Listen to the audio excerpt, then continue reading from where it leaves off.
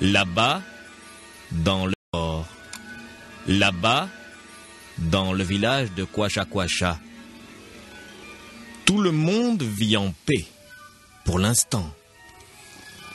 Les gens, isolés du monde, n'ont pas appris la haine, la guerre, le mépris, l'envie.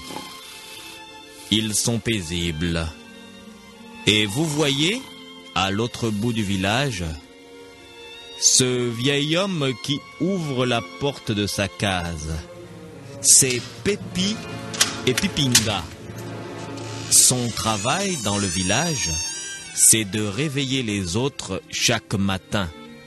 Pépi et Pipinga fait partie du collège des 2 sages qui guident le village. Pépi et Pipinga est aussi appelé le chanteur du soleil. C'est lui qui réveille le village en chantant et en appelant le soleil. Oh, magnifique village paisible, ô jardin d'Éden, comme tu es en paix, du moins pour l'instant. Le vieux Pépi se dirige vers une sorte de tumulus. Il monte sur la butte et tend les bras vers le soleil naissant. Et il semble appeler le soleil, tout en versant du lait et du miel sur le sol.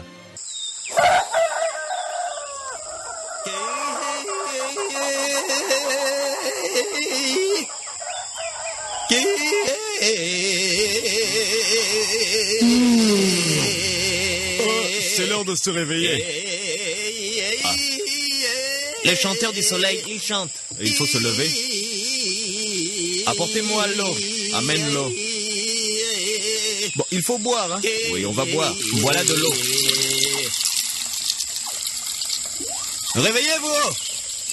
Un nouveau soleil annonce la promesse d'un jour faste.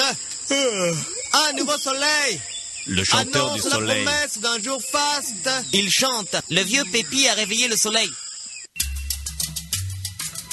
Et c'est donc une belle journée qui semble s'annoncer pour le village de Kwasha. Et pourtant, ces gens qui n'ont jamais été en contact avec la civilisation et avec le monde extérieur, ces gens qui vivent dans une sorte de jardin d'Éden entre les falaises de Pombayapombe, vont avoir une visite impromptue. À plusieurs kilomètres au-dessus d'eux dans le ciel, le pilote Michael Apoustifon a des ennuis. Vol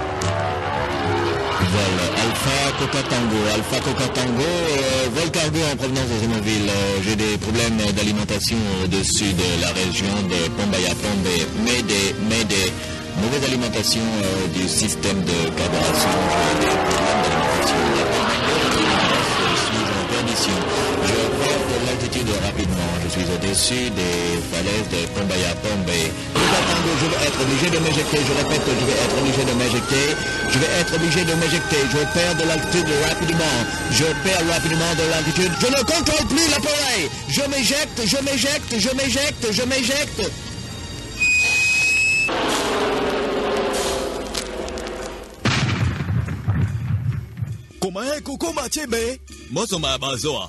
Quelqu'un descend du ciel.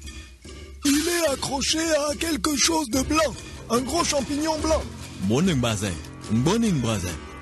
On n'a jamais eu de visite comme ça à Kwasha. Et si c'était un dieu? Allons voir. Regardez, elle vient du ciel. Il se pose. C'est un être humain. Shangame Wanege. Ça ne peut pas être un humain. Les humains ne volent pas. C'est un dieu. Faites silence.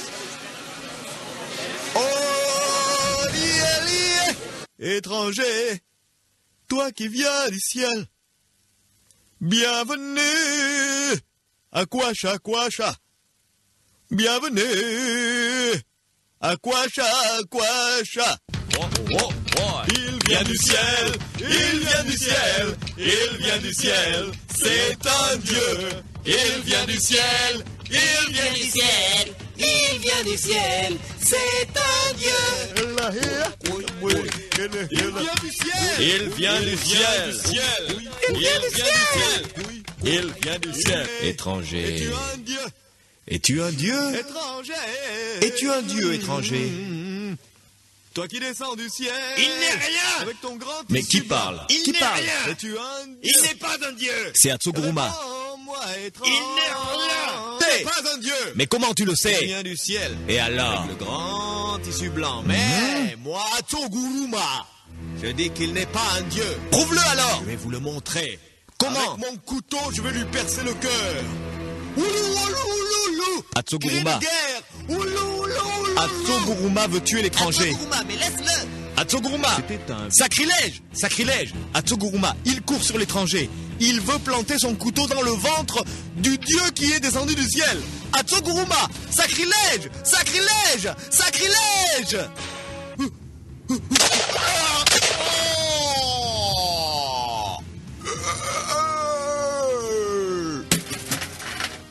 Et Atsuguruma, L'étranger l'a foudroyé. c'est un dieu.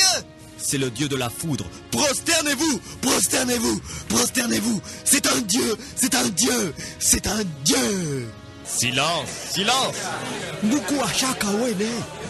Silence! L'étranger, dans la main, il a le pouvoir de la foudre. Un grand guerrier comme Atsuguruma. Il venait avec son couteau Garagu, cri de guerre, oukou. L'étranger a tendu la main comme ça. On a entendu 2 fois le tonnerre frapper. Atsuguruma, il a des trous dans la poitrine. Ngako, la foudre. L'étranger est un dieu. Mboadege, Mbafe. Il faut se prosterner devant lui. Prosternez-vous! Prosternez-vous.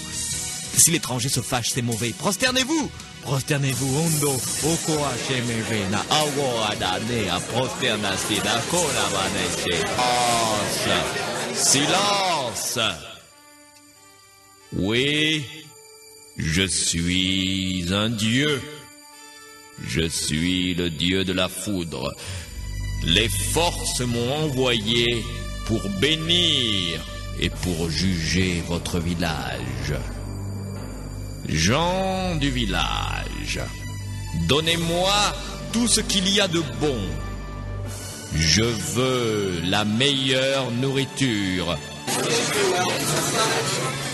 Tu l'auras, tu l'auras. Je veux des femmes et des belles, hein? Oui, tout ce que tu veux, tout ce que tu veux. Je veux le pouvoir absolu. Vous devez me servir tous comme des esclaves, car je suis un dieu. Je suis le dieu de la foudre. Le ciel m'envoie pour vous juger. Nous te servirons, nous te servirons, nous te servirons. Bien. J'ai faim. Donnez-moi à manger.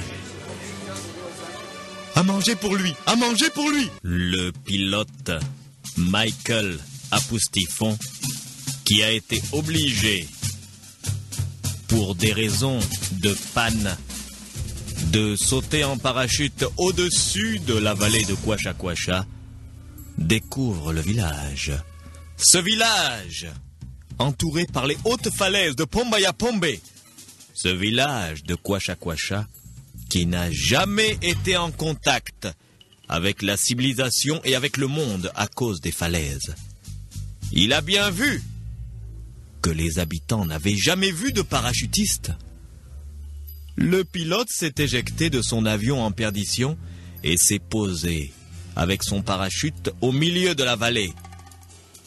Les villageois sont venus et certains, à cause de son atterrissage et à cause du parachute qui formait comme une grande aile blanche, l'ont pris pour un dieu.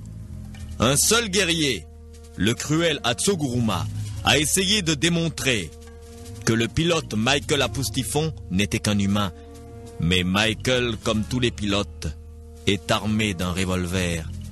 Il a tué Hatsuguruma avec 2 coups de feu que les villageois ont confondus avec la foudre. On appelle maintenant Michael Apoustifon le dieu du tonnerre, et lui-même, pour sauver sa vie et pour conforter son prestige, se fait passer pour un dieu.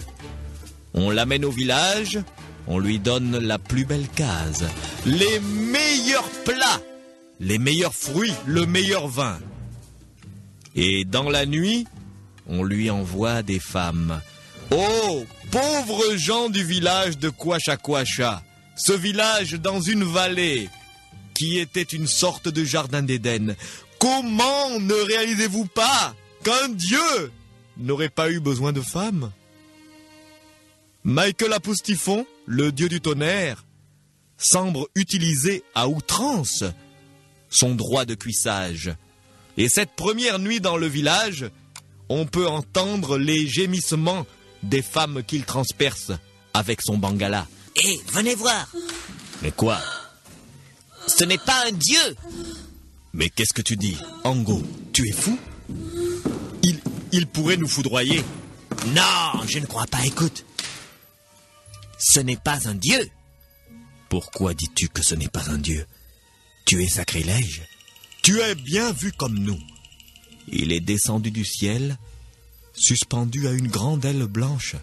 Il s'est posé, et Hatsuguruma, le chef de guerre, a voulu s'opposer à lui. En pointant sa main vers Hatsuguruma, il a envoyé la foudre. Hatsuguruma a eu 2 trous dans la poitrine. Tu as vu toi-même? Ce n'est pas la foudre. Moi, Ango, je dis. Celui qui est là dans la case. Celui qui baise là les plus belles femmes de notre village. Celui-là, ce n'est pas un dieu. Tais-toi, ne dis pas ça fort. Chut, tu es fou. Le dieu de la foudre. Le dieu de la foudre, tu en parles ainsi. Il pourrait nous tuer. Je sais que ce n'est pas un dieu. Moi, Ango, je le prouverai. Moi, Ango, je le prouverai. Silence, il faut partir. Il faut rentrer, il faut réfléchir à ce qui s'est passé. Ainsi donc, dans le village de Kwasha, il y a un jeune guerrier qui est sûr que Michael Apoustifon, le pilote, n'est pas un dieu. Mais il lui faut le prouver. Et c'est la raison pour laquelle, le lendemain matin, au premier chant du coq, il se rend à la case du grand chef, Moserebame. Moserebame, ô vénérable. Moserebame, ouvre ta porte au jeune Ango. Moserebame, c'est la sagesse qui m'envoie te parler. Je crois qu'il vient ouvrir. Ango, qu'y a-t-il? Notre village est béni. Un dieu vit parmi nous. Et toi, Ango, tu viens faire du bruit. Tu viens me réveiller. Et je vois sur ton visage un rictus et une tension qui n'annoncent pas bonne nouvelle. Ô chef, ô roi, ô vénérable, ô pilier des anciens, je te dis ceci, Moserebame, toi dont le nom ici est respecté. Celui qui est venu du ciel n'est pas un dieu. Sacrilège, Ango. C'est bien parce que tu me le dis devant moi seul que je ne te fais pas tuer. C'est un dieu. As-tu déjà vu des hommes voler dans l'air? Jamais, ô chef. As-tu déjà vu des hommes capables de foudroyer quelqu'un en les pointant du doigt? Jamais, ô roi. Alors, celui qui est là, n'est-il pas un dieu pour toi? Voici, grand chef.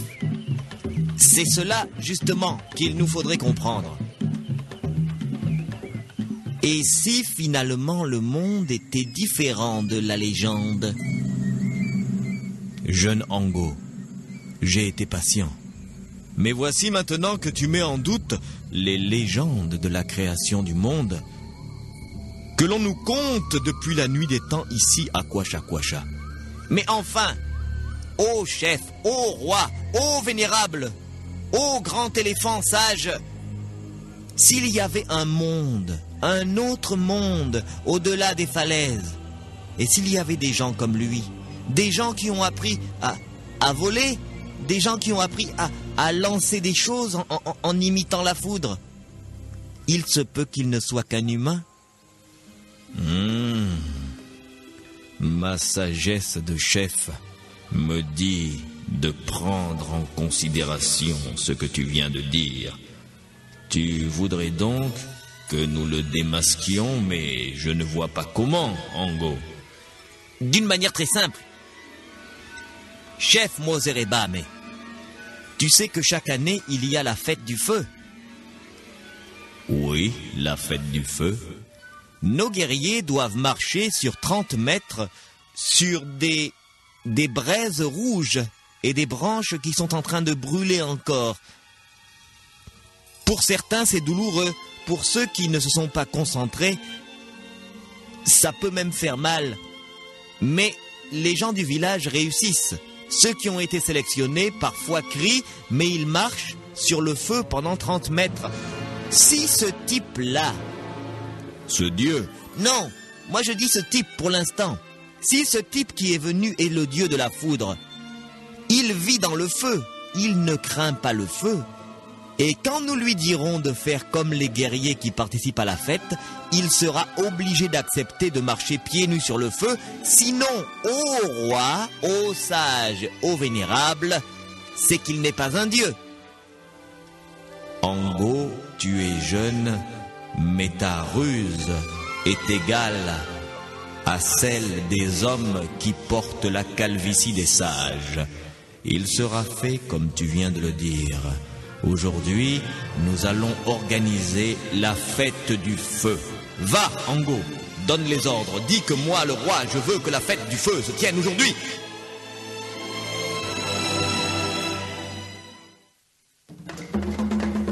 Écoutez, villageois, écoutez. Grande fête du feu. Grande fête du feu. Les villageois de Kwasha ne craignent pas le feu. Les villageois de Kwasha ne craignent pas le feu. Les villageois de Kwasha ça. Les villageois de Kwasha ne craignent pas le feu. Wow. Est-ce que moi aussi je dois participer à la fête?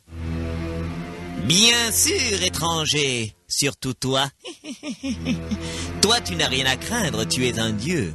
Tu es le dieu de la foudre. Regarde, nous avons fait brûler des branches ainsi que certains morceaux de charbon. Cela forme une allée de 30 mètres. Tous les gens du village vont marcher sur les branches rougeoyantes pendant 30 mètres. S'ils sont bien concentrés, ils ne souffriront pas. Pour toi, ce n'est même pas une épreuve, ô dieu de la foudre. Tu es un dieu qui manie le feu. Tu es celui qui lance le feu. Et tes langues de foudre sont semblables à des lances et à des flèches qui percent tes ennemis. Tu ne crains pas cela. Tu n'as pas peur, n'est-ce pas? Non, je n'ai pas peur. Alors, que la cérémonie commence. Tu donnes le feu. Tu marches sur le feu. Tu imites les dieux. Tu deviens dans l'un d'eux.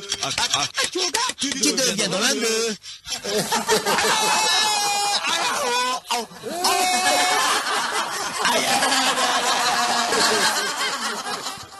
Pourquoi rit-il? L'étranger se brûle les pieds.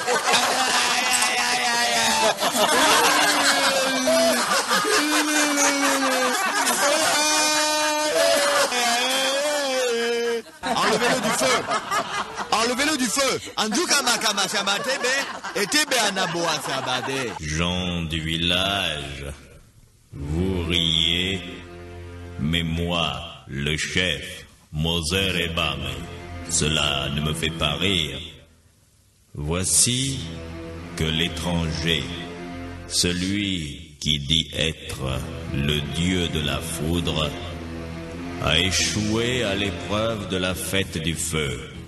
Il a marché pieds nus sur les pierres chauffées, ainsi que sur les charbons ardents, et il a hurlé sa douleur.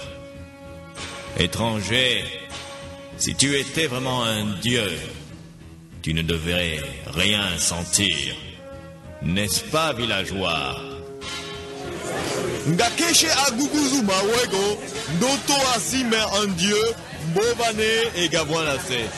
Je commence à douter que avant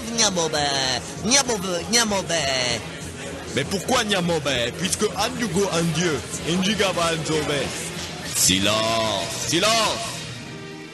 Étranger, si tu nous as trompés, tu seras sévèrement puni. Il y en a ici qui disent que tu n'es pas un dieu. Le jeune Ango, un jeune guerrier qui est là, lui, il peut dire que tu n'es pas un dieu parce qu'un dieu ne peut pas être blessé. Un dieu ne ressent pas la douleur. Un dieu est divin. Et toi, tu te comportes comme un homme qui vient de se brûler la plante des pieds. Qu'as-tu à répondre à cela, étranger? Villageois. Il est vrai, et je ne le cache pas, que j'ai été brûlé là en marchant sur les charbons ardents. Certains villageois parmi vous ont pratiqué l'épreuve, ils ne se sont pas brûlés. Mais sachez, villageois, que nous aussi les dieux, parfois, nous pouvons être blessés. Tu mens, étranger. Qui parle? C'est moi, je peux me rapprocher? Rapproche-toi. C'est moi qui parle. Je suis Ango. Je suis Ango. Je te regarde, je te surveille depuis que tu es venu du ciel. Je dis ceci. Tu n'es pas un dieu. Tu es un homme qui a accès à des connaissances qui viennent d'ailleurs. Au risque de paraître sacrilège, je dis, le monde n'est pas seulement cette vallée, fermée par les falaises de Pombaya-Pombe. Il y a un autre monde au-delà des falaises. Tu viens de ce monde-là, un monde plus en avance sur nous. Un monde où vous avez peut-être appris à manier la foudre. Et est-ce vraiment la foudre? Ango, tu me défies. N'oublie pas qu'ici, je suis un dieu. On me craint. Et je ne te crains pas. Je trouverai bien un moyen de t'abattre. Ango, tu n'aurais jamais dû dire cela. Maintenant, Ango, pour que ma divinité ressorte purifiée de l'épreuve, je dois te sacrifier. Non, ne pointe pas ta main sur moi. Dieu de la foudre, ne fais pas ça. Dieu de la foudre, ne fais pas... Il a tué Ango. Il a tué Ango. Vous voyez, avec votre histoire d'épreuve et tout, c'est un dieu. Et il punit. Bon, silence, silence. Le chef va parler. Que tous les villageois se retirent dans leur case. La fête est terminée. Le grand conseil va siéger. Et alors là, dans ce village de Kwasha, qui ne ressemble plus du tout au jardin d'Éden, un village où ont été apportés par une personne extérieure la haine, la guerre, l'envie, l'ambition, le stupre, le lucre. Dans ce village, les anciens se réunissent. Ils doivent déterminer si vraiment Michael Apoustifon est un dieu. Et dans le cas où il ne le serait pas, ils doivent mettre au point une stratégie pour l'éliminer. Mais cela, le pilote ne le sait pas encore. Vous êtes tous venus pour la réunion. Oui. Personne ne vous a vu passer. Il n'y a personne d'éveillé dans le village. Oui, il faut régler ce problème au plus vite. Faites rentrer les derniers et fermez bien la porte de la case mystère. Ochokova est le dernier. Ferme donc la porte.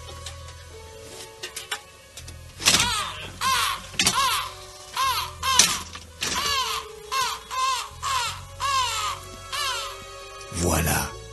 Seuls les morts et les ancêtres vont entendre ce que nous allons dire ici. Je suis Mose Rebame, le chef de Kwasha Kwasha. Et l'aventure qui arrive à ce village dépasse de loin ce à quoi nous pouvions rêver. Cet homme-là a des pouvoirs. Il a tué 2 fois. Il a tué Atsoguruma et aujourd'hui il a tué Ango. Il a le pouvoir de tuer, mais écoutez-moi villageois, je suis un ancien et je vous parle. Le pouvoir de tuer ne veut pas dire que vous êtes un dieu. Un dieu qui soigne est plus fort qu'un dieu qui tue. Ce dieu qui est venu semble être un dieu de la destruction. Et celui qui détruit peut être détruire. Et celui qui saigne peut mourir. Vous l'avez vu marcher sur le feu. Ses pieds se sont lézardés. Le sang a coulé de la plante de ses pieds. Celui qui saigne peut mourir. Oui, chef, celui qui saigne peut mourir. Celui qui saigne peut mourir. Il va sans dire que celui qui saigne peut mourir. Oui, membre du conseil. Moi je vous dis qu'il faut le faire mourir. Mais je vous dis aussi qu'il est très fort et qu'il possède la foudre. Tant qu'il aura avec lui son bâton à foudre. Il est un homme dangereux. Mais il y a un moment où il ne se méfie pas des gens. Que veux-tu dire, conseiller Pontévé? Quand les femmes qu'il réclame sont avec lui. Les femmes peuvent très bien faire notre travail. Que veux-tu dire? Envoyons-lui une femme d'une grande beauté. Et cette femme va lui mettre, alors qu'ils feront les choses de la nuit, Pas de commentaires. cette femme va attacher autour de ses testicules cet anneau. Un anneau magique qui va se resserrer et se resserrer et lui faire exploser le paquet testiculaire. Il va mourir d'une gangrène extrêmement douloureuse. Cet anneau a été maléficié. J'ai travaillé cet anneau avec l'esprit du démon Mandon. Oui, Mandon est un grand démon. Alors cet anneau est comme vivant. Il suffira que la femme, au moment où elle le suce, fasse glisser l'anneau jusqu'au niveau des testicules, et l'anneau se serrera de lui-même. Il ne pourra plus l'enlever, n'est-ce pas? Non, non, non, le démon Mandon est tellement puissant qu'une fois que l'anneau se serre autour des testicules, la personne ne peut plus l'enlever. Mais s'il était vraiment un dieu... Il n'est pas un dieu! Vous l'avez vu saigner? Oui. Et celui qui saigne peut mourir. Et celui qui saigne peut mourir. Appelez la plus belle femme du village. Envoyez-la pour la nuit dans sa case, puisqu'il pense qu'il a droit de cuissage. Et dites-lui bien de faire descendre le long de son pénis l'anneau du démon Mandon et d'attacher l'anneau à la base de ses testicules. Une fois qu'elle aura fait cela, elle peut même fuir le lit. L'anneau se resserrera et ses testicules vont exploser sous la pression. N'est-ce pas un bon plan, mes amis? Chef, c'est vraiment le plan le plus génial que je n'ai jamais entendu depuis longtemps. C'est génial, c'est génial, c'est génial. Bien. Alors, puisqu'il est génial, en action. Et avant de se mettre en route, nous allons bien sûr appeler le démon Mandon et faire la cérémonie pour bénir l'anneau testiculaire. Cérémonie! Oh, oh, oh. Oriobo.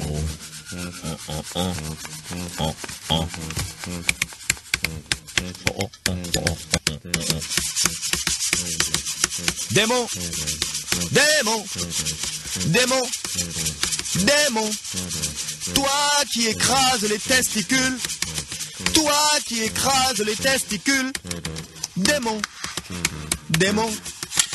Voici un anneau qu'une femme va passer autour du pénis de ce Dieu qui se dit Dieu. Démon, bénis l'anneau. L'anneau doit lui écraser les testicules. Démon, bénis l'anneau. Démon, bénis l'anneau. Wow, wow, Oh, Kangalé, oh, oh, Kangalé. Le même soir, par une nuit sombre, une belle femme du village de Kwasha Kwasha marche dans l'herbe en direction de la case du dieu. Enfin, le pilote qui se fait passer pour un dieu. Elle porte à la main une espèce de petit lacet en argent.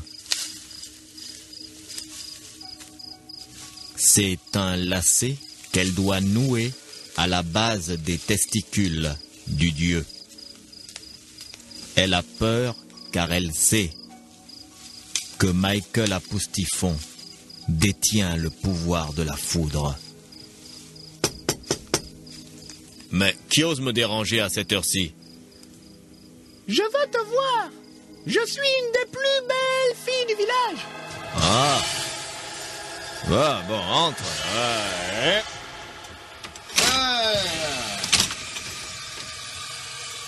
Pourtant, ce soir, j'avais dit qu'on ne me dérange pas, mais je vois que ta beauté n'est pas usurpée. Eh bien, approche-toi de moi, viens. Attends d'abord. Que j'attende quoi? Tu vois, là, avec la chaleur, tu portes ton pantalon treillis, là. Je trouve que tes organes génitaux sont sales. Je vais le nettoyer. Et je vais te mettre un objet qui va décorer tes testicules. Ah, on dirait de l'or. Oui, mais ça, c'est bien. Moi, j'aime les choses traditionnelles. Bon, je te nettoie d'abord, hein. Ouais, vas-y, tu me nettoies. Et puis tu mets cette espèce de pendentif là. Tu accroches ça bien, hein. Pas de problème. Mais qu'est-ce que... Ah, j'ai l'impression que l'espèce de truc décoratif que tu as entouré autour de mes testicules là se resserre. Je ne peux pas rester, je m'en vais. Non, viens ici. Qu'est-ce que tu m'as mis là? Où elle va celle-là? Qu'est-ce que... Ah bon sang, ça... Wow, ça me compresse les... Waouh. Ça m'écrase le paquet testiculaire. Oula.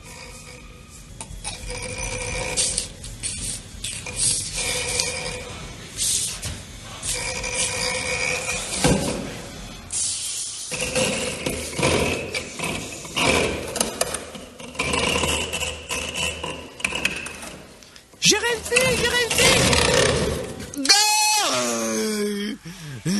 Vous allez me le payer. Je vais le payer.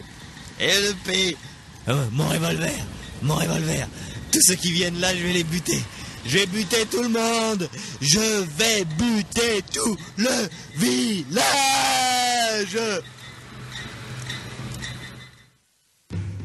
Attention, il est fou. Le dieu est devenu fou. Ce n'est pas un dieu. Mais le lacet qui lui serre les testicules se resserre. Ça le rend fou. Et il poursuit tout le monde avec son bâton à foudre. Le voilà, cachons-nous. Tout le monde va mourir. Tout le monde va mourir.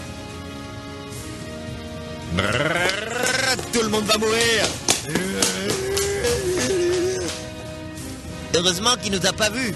Oui, mais il faut rester caché. Si jamais il découvre des gens, il va les abattre. Ce n'est pas un dieu. Vous avez bien vu, ce n'est pas un dieu.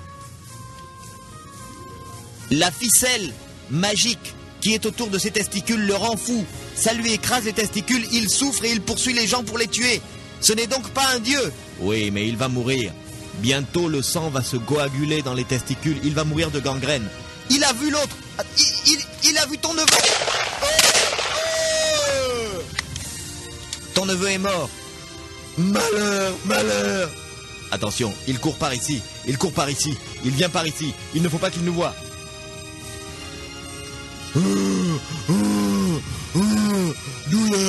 Douleur. Quelqu'un a bougé là. Toi, lève-toi. Pitié étranger. Est-ce que vous avez eu pitié de mes couilles? Hein? Crève, salaud. Non.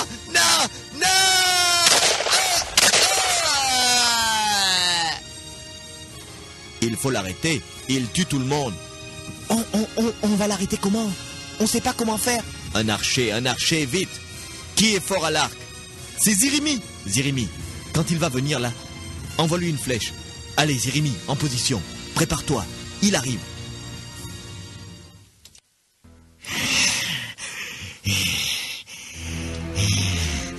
Cette maudite corde en argent ne fait que se serrer. Le sang ne circule plus. J'ai une grosse boule de sang dans les testicules.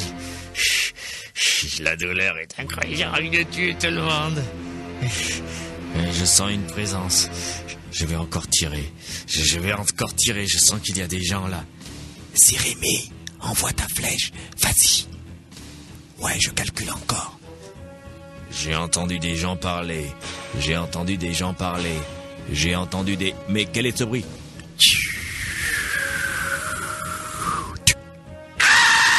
Je l'ai eu, je l'ai eu, je l'ai eu. Blessé.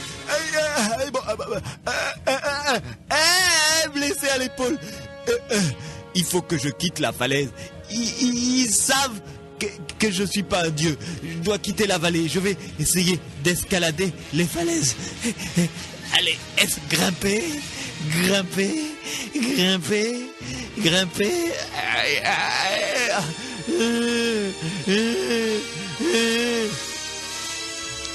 Chef Mozorebane, chef Mozorebane. L'étranger, ce n'est pas un dieu. Il a été blessé par la flèche de Jérémie, il saigne. Et regardez, il est en train de grimper à la falaise. Que doit-on faire, chef? Vous le laissez grimper à la moitié de la falaise. Quand il sera à 50 mètres du sol, envoyez-lui une flèche pour l'achever. La chute le tuera, certainement. Très bien, chef. Anguka Wagaudu, Gamuka Mogadu. Laissez-le grimper un peu d'abord. Anguta à 50 mètres. Angulugua, et Jugua une flèche. Zugwa Wanemone écrasé. Très bien. Et péniblement, dans l'aube naissante, le pilote, Michael Apoustifon, blessé à l'épaule et dont les testicules sont gravement comprimés par un nœud coulant qui se resserre à chaque instant, tente l'ascension de la grande falaise de Pombayapombe pour échapper aux gens du village de Kwasha-Kwasha. Les gens le laissent partir, semble-t-il. Mais alors qu'il atteint 50 mètres, le milieu de la hauteur totale des falaises, l'archer Zirimi place une autre flèche sur son arc. Il se concentre, il bande l'arc et il vise la colonne vertébrale au niveau de la nuque du fuyard. Il veut foudroyer le faux dieu. Et dans ce matin naissant, sous un soleil trop pur pour qu'on le lui pardonne, dans cette atmosphère qui annonce une belle journée, un homme voit sa mort venir. Encore un effort. Je dois arriver à grimper les falaises. Jérémie, tire. À vos ordres, chef. Je dois grimper, grimper, grimper, grimper.